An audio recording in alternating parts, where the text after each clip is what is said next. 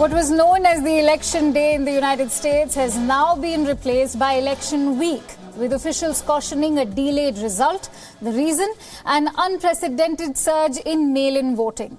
Hello and a very warm welcome to WION VOA Co-production, our weekly special on US election. I'm Akanksha Swaroop. Now, with COVID-19 and social distancing as the new normal, a record number of American voters have opted to mail in their voting preferences ahead of the November 3rd presidential election. More than 14 million Americans have voted already, at least 10 times more than the norm at this point, and million more are expected to do so before Election Day. VOA's Caroline Presutti examines who is voting and how that could affect the outcome of this presidential election. I was never coming back. As a young girl, Rita Rad was part of Operation Peter Pan, as thousands of children left communist Cuba in the early 1960s. She fears a slide to socialism if Democrat Joe Biden becomes president. This flirting with socialism and with the leftist kind of thing or whatever, that's a big mistake for our country, a big mistake. Biden is a moderate, but that doesn't sway Rad, who chose to vote early for President Donald Trump, hand-delivering her ballot. I have an idea. Even a stroke couldn't keep Mike Webley from voting early in person. He's for Joe Biden. He has a better idea of what's needed to get this country back on track, and that his policies are more inclusive. Across the country, voters are smashing early voting records, either in person or by mail. The top reason? The coronavirus. Social distancing among some groups doesn't seem to be a standard fare, so again, that's why I'm doing absentee this year. Not Christian Johnson. He's selling T-shirts promoting November 3rd as Election Day. That's when he'll vote for Biden. Everybody's scared now. You got the coronavirus, you got this and that, you know what I'm saying? But you have to live too, you know what I'm saying? You can't be scared forever or live in a bubble forever. Trump and Biden differ on when their supporters should vote. The president encourages voters to go in person on Election Day, asserting without evidence that voting by mail is plagued by fraud. Be very careful, a lot of shenanigans going on. From Joe Biden, a different message. You can still request your vote by mail ballot and do it as soon as you can. Historically, Republicans were more likely to vote early. Not this year. According to the University of Florida's election project, early voting Democrats are outpacing Republicans by a 2-to-1 margin. It seems like the intensity is higher than I've ever noticed before in terms of not only people voting early, but wanting to get their ballot in early.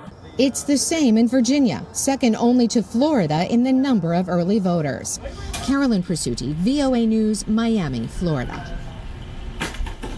While US President Donald Trump's ratings have slipped in recent national polls, he retains the core backing in much of America's agrarian belt, where new trade pacts and massive government assistance for the agricultural sector are very popular. Along with the coronavirus pandemic, aid and trade are on the minds of many farmers as they prepare to vote in the November 3rd election between Donald Trump and Democratic challenger Joe Biden. VOA's Kane Faribault reports. Earlier this year, Ron Moore was preparing for another year of trade uncertainty with China, one of the largest purchasers of the soybeans he grows on his rural Illinois farm. But what he didn't see coming was a global coronavirus pandemic that rattled the food supply chain, pushing down wholesale prices for livestock and the foodstuffs they consume. That decimated the demand for the grains that provide the feed for the livestock. The U.S. Department of Agriculture reports amid the trade war, soybean prices fell 35% between 2014 and 2019, even before the pandemic reduced Chinese purchases further. It was a double whammy, so to speak. Prices for corn, one of the key crops on Wendell Schauman's farm, fell 44% between 2014 and 2019. He hasn't seen a significant rebound. It's been a pretty ugly year price-wise. Most of what I sold was way below what I'd hoped for. Which is why both Moore and Schauman say the U.S. Department of Agriculture's Market Facilitation Program payments to farmers since 2018 kept them afloat as the Trump administration negotiated new trade deals. But it was certainly a big help. I'm sure there are people that wouldn't have had anything to eat if it didn't happen. It gives us a lifeline. We're still trading water. We need more profitability, better markets for us to get out of the water and get up on dry land. The USDA unveiled a $19 billion aid package earlier this year as the pandemic constricted the nation's food supply. Another round of $14 billion in agricultural assistance followed in September. While Wendell Shawman says government aid on that scale can't continue forever, there's not enough money for the government to just keep giving everybody a living. That just doesn't work. He nevertheless credits President Trump for progress on trade issues and hopes America forges a permanent agreement with China. The way he's treated farmers and kept us going, that didn't have to happen. It's pretty surprising for a guy that's got a New York history, knows very little about agriculture, to be supportive of agriculture. I like what he's done. I don't like the way he talks sometimes. I get frustrated with that. You could have some better manners. Hey, man. Which is why Democratic presidential nominee Joe Biden's message of bipartisan cooperation also resonates with Shawman. You've got to have compromise. You've got to have people working together. Kane Fairbaugh, VOA News, Roseville, Illinois.